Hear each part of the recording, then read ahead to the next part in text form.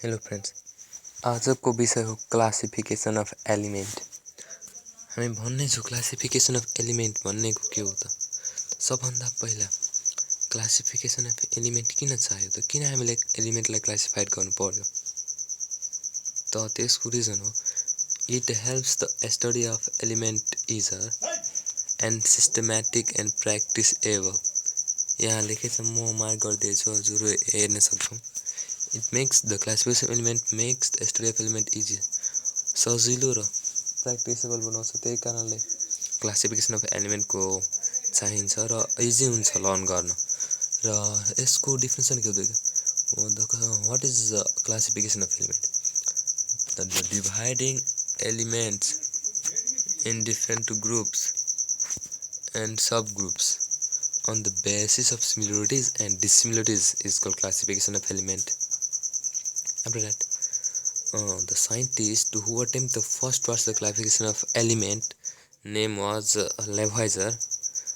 He classified 32 non-elements into metals and non-metals on the basis of properties of metals and non-metals. Metal र non-metal को आधारमा 32 non-element लाई classified गर्नुभएको थियो।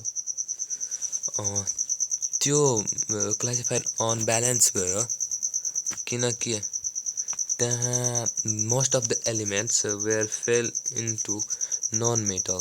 धेरै एलिमेन्ट छ मेटल हुन्थ्यो र सम अफ थोरै कम नन मेटल थियो। धेरै मेटलमा थियो र थोरै नन मेटल र कुनै कुनै मेटालोइड्सको प्रोपर्टी सको थियो। त्यसैले त्यो अनब्यालेन्स भएको कारण त्यसपछि डिमिट्री मेन्डेलिभ्सले टु टेबल क्लासिफाइड गर्यो इन 1669 एडीमा। त्यसले केमिकल र फिजिकल प्रोपर्टिजको आधारमा इन्क्रिजिङ अफ एटोमिक वेटको आधारमा टेबल बनायो। त्यसको नाम हो मेन्डेलिभ पिरियोडिक टेबल। र यसको Mendeleev periodic लको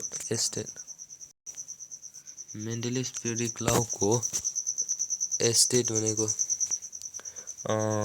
the physical and the chemical properties of elements are the periodic functions of the atomic weight. र केमिकल र फिजिकल प्रोपर्टिज भए पनि एटोमिक वेट अनुसार एलाइन्स गरिएकोलाई मेन्डेलिभ पिरियोडिक टेबल भनिन्छ। यसले 63 नन एलिमेन्टलाई क्लासिफाइड गरेको थियो। The what is Mendeleev periodic table? What is Mendeleev periodic table? To that, the Mendeleev periodic table defined as the table in which is made after arranging the element in different groups on the basis of increasing atomic weight. That is called the periodic table, Mendeleev's periodic law or table. After that,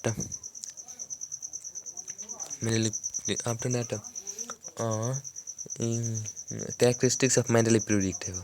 त्यसको characteristics हामी बुझौँ। First characteristics यहाँ छ र त्यसको table पनि हजुरले यहाँबाट लेख्न सक्छौ र लर्न गर्न सक्छौ। त्यसपछि यहाँ characteristics of Mendeleev periodic table. The Mendeleev classified the element on the basis of their increasing atomic weight. त्यसले के गरेको छ भने एलिमेन्टलाई क्लासिफाइड इन्क्रिजिङ बढ्दो क्रम एटोमिक वेटको अनुसार गरेछ। त्यसपछि त्यसमा 7 रोज भनेको पिरियड भनिन्छ। The horizontal rows in the periodic table is called period and the vertically column in the periodic table is called group. That's there are 7 period and 8 group. There were some gap, he left some gap. त्यसले केही gap छाडिदियो, किनकि अनडिस्कभर्ड element इन्डिस्कभर्ड भएछ भने त्यो बादमा discovered भएपछि त्यहाँ placement गर्नलाई सजिलो होस् भनेर ग्याप छाडिदिएको थियो। जस्तै इक्जाम्पलको लागि स्क्यान्डियम, ग्यालियम र germanium. After that properties of all the elements of the same group are similar. यो प्रोपर्टिज भएको सबै एक ग्रुपको एलिमेन्टलाई के सबैको सिमिलर प्रोपर्टिज हुन्छ। त त्यसपछि यहाँ छ मेरिट्स भनेको advantage of Mendeleev periodic table. त्यसको फाइदाहरू के हो त, हाम्रो मेनली 3 पोइन्ट्स नोट गरौँ। Mendeleev periodic table was first scientific, यो पहिलो साइन्टिफिक र सिस्टमेटिक क्लासिफिकेसन हो जसले एलिमेन्ट्सलाई यसरी अध्ययन गर्न सजिलो र प्र्याक्टिसेबलमा ल्याएको छ। दोस्रो, यसले केही ग्याप छाडेको थियो, त्यसको कारण अगाडि अनडिस्कभर्ड एलिमेन्ट्सहरू प्लेसमेन्ट गर्नलाई सजिलो होस्। र तेस्रो, यसले इन्सपायर गर्यो र केमिस्टहरूलाई अर्को केमिस्ट साइन्टिस्टहरूलाई कि डिस्कभर न्यू एलिमेन्ट नयाँ एलिमेन्टलाई डिस्कभर गर्नको लागि। त्यसको बेफाइदाहरू के हुन्छ?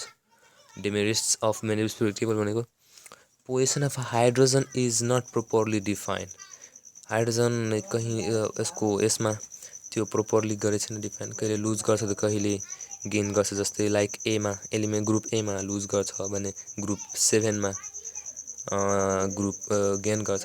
त्यसपछि सेपरेसन अफ केमिकली सिमिलर एलिमेन्टको प्लेसमेन्ट इन डिफ्रेन्ट ग्रुपमा गरिदिएछ, पनि एउटा बेफाइदा। र अर्को, position of isotope is not clear. यसमा पोजिसन अफ आइसोटोप्सको पोजिसन क्लियर छैन। र ग्रुपिङ अफ केमिकली डिसिमिलर एलिमेन्ट्सको केमिकली प्रोपर्टिज सेम ग्रुपमा हालिदिएको छ। त्यही भएर यसको बेफाइदाहरू। हामी आजको लागि यतिकै रहँदै नेक्स्ट भिडियोमा हामी मोडर्न पिरियोडिक टेबलको बारेमा चर्चा गर्छौँ। Thanks for watching.